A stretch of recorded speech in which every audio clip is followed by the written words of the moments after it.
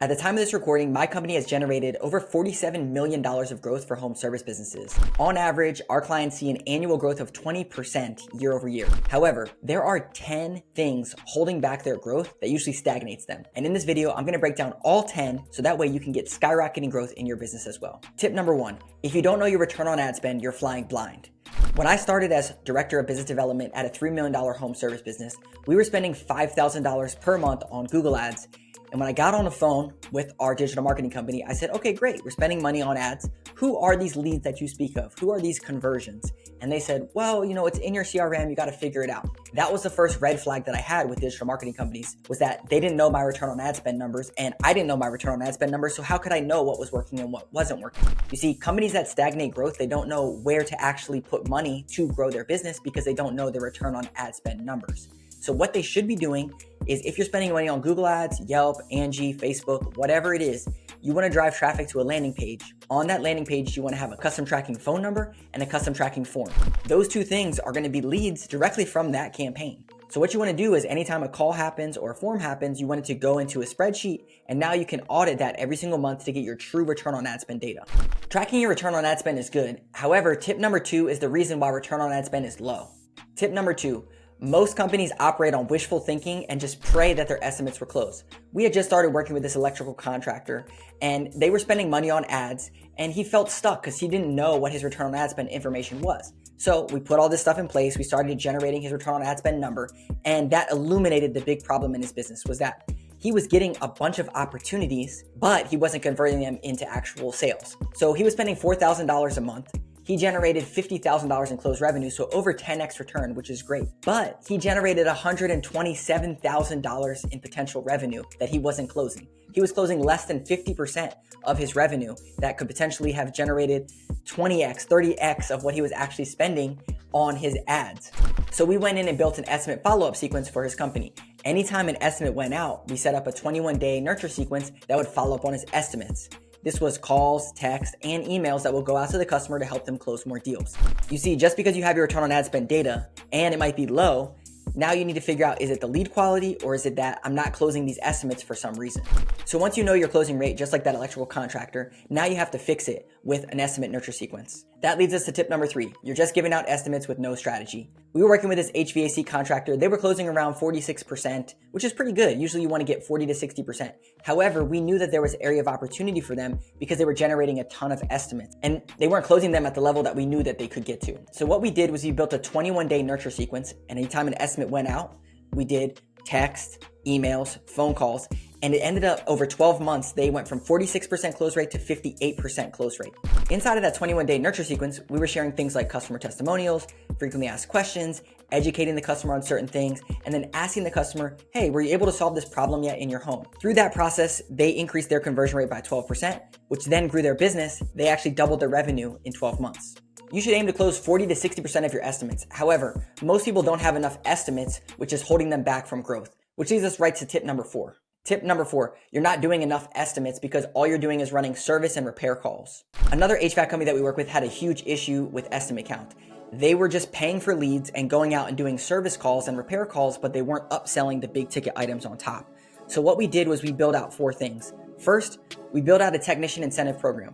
This enabled their technicians to start sending in leads to their salespeople, and it incentivized their technicians that there was a process in place to track those leads and also a way for them to get paid on those leads as well. Second, we cleaned up their call scripts to encourage their customer service representatives to start creating opportunities for their salespeople on the phones. Third, we send out email newsletters cross-selling different services to educate the customer and have the customer start asking about specific services. That way, they didn't have to go and actually sell anything on top of it. Customers were asking them about these new services.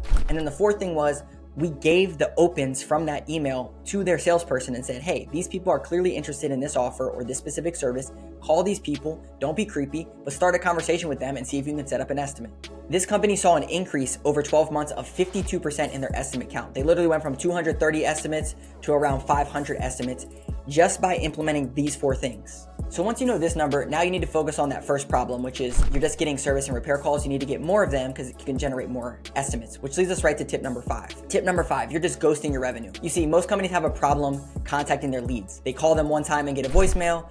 they might send them an email with no response and then it's gone forever. So we had a business that we work with that was giving estimates over the phone. They got one shot at every single phone call and one shot at every single web form that came in. They would just send them an estimate back. So what we did was we said, hold on, we need to evaluate your script. We need to get the customer's email address or phone number and allow us to text them an estimate or an email. Now we were in control. So after we sent the estimate to them via email, we set up a 14-day nurture sequence. The goal was to get more people to convert from a lead to a job on the books. So we set up this 14-day nurture sequence, and they ended up closing 21% more of their leads into jobs, which had a 51% increase in revenue just by fixing their lead problem. They didn't even increase the number of leads. They just managed the leads that they had to convert more of the estimates into jobs. The big problem at tip number 5 is that you don't have a lead problem, you have a lead management problem. You're getting calls, emails, messages from all over the place, but you don't have a process to actually manage all of your leads. And so they just leak out. You're paying money and you're not getting all the juice out of the squeeze. So once you get your lead nurture process dialed in, now you can focus on getting more leads, which leads us to tip number 6. Tip number 6, you're chasing new customers while past prospects and customers are sitting in your CRM saying, please contact me, I want to give you money. A big issue is that people are just spinning their wheels, spending more and more money, praying to the Google gods for leads when they have a gold mine sitting inside of their CRM. We had a company that does custom closets and fabrication that we started working with. They had never emailed their customers ever because it's more bigger ticket items. So what we did was we created a content calendar, and the first email that was going out was about custom cabinets inside of an office. So we took all their customers and prospects, we sent them an email. They got an email back on that first email that said, hey, you did not do my custom closet. I actually went with someone else and I wasn't happy with them, but I really liked your presentation and what y'all were about. So I want you to do my office for me, which ended up being a $10,000 estimate just by sending out one email to a past prospect or customer. Email marketing to your past prospects and customers is the lowest cost, quickest, most effective way to start getting leads and estimate opportunities inside of your business. You can't get lifetime value without a lifetime relationship. All you need to do is set up an email to go out to your customers every single month and cross-sell different services and educate them on what you do. Okay, people say, yeah, okay, Phil, I get it, but I want new customers too. The problem is that you have no idea where to get these new customers from, which leads us right to tip number 7. Tip number 7, you don't know your customer acquisition cost. An electrical contractor that we work with was slow. They have their shoulder season. They're like, okay, well, I don't know what's working, what's not working.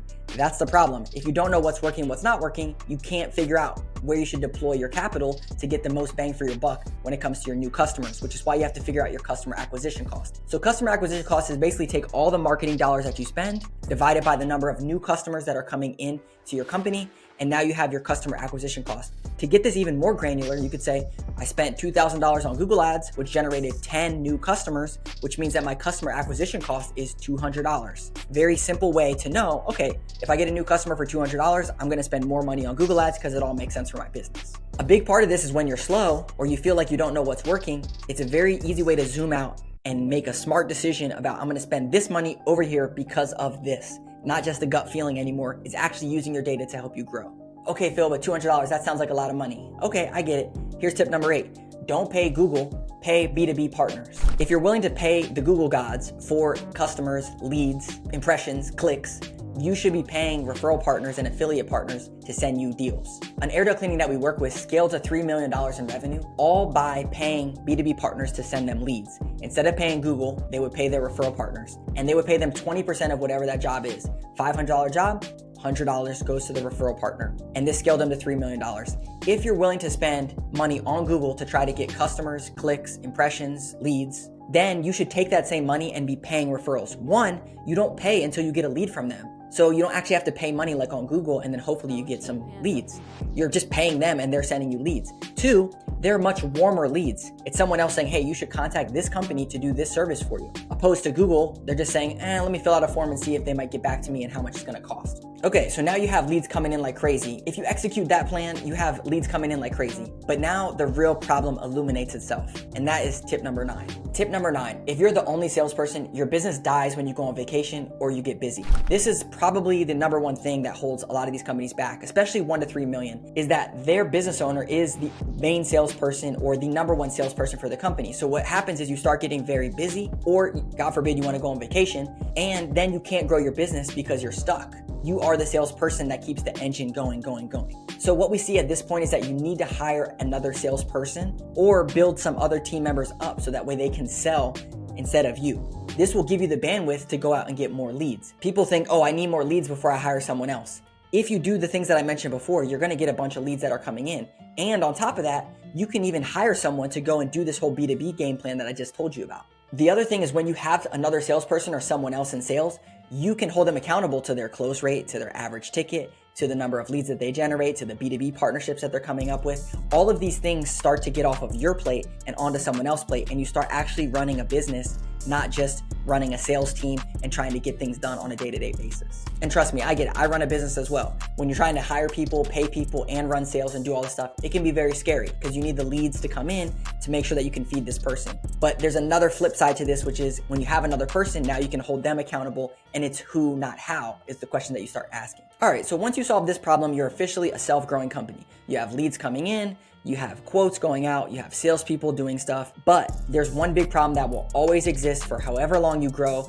Even $200 million home service businesses have this problem, and that's tip number 10. Tip number 10, most companies don't have a lead problem, they have a lead management problem. Like the home service business company that I mentioned before that fixed their lead problem by 21%, they also ended up growing their business by 51% revenue, just by fixing their lead to close process. Most companies think they have a lead problem, but it's actually a lead management problem. And here's 2 things you can do to fix your lead management problem. First, come up with a workflow. When a lead comes in, what happens? You get an email, you get a call, you get a web form, you get a message on an ad platform. What happens? Who's responsible for it? Where does it go? What does the nurture sequence look like after that? How long does it go? When do we step in manually? You need to whiteboard this or figure this out in your business of how this should flow. A very simple one is every single lead goes into a Google Sheet. You set up Zapier, so every time something goes into that Google Sheet, it pulls it over into MailChimp or some other tool and starts an email sequence going on. This is all pretty basic, but it's manual that you can set these things up for your business. The second thing is you need to have a phone script. It's great to get web forms and add messages, but your phone script is what you're gonna live and die by. Your phone script is what's gonna actually convert your leads into sales. The phone script is where phone calls are coming in, your CSRs are talking on the phone, and you need to actually close deals. If you can get your phone script tight and your lead management tight, all you have to do is just pour on more money and get more leads. It's very simple. If you wanna see how we solve these 10 things for a home service business and double their revenue in 12 months, I actually put together this video. You can check it out here. If that one's not out yet, you can check this one out.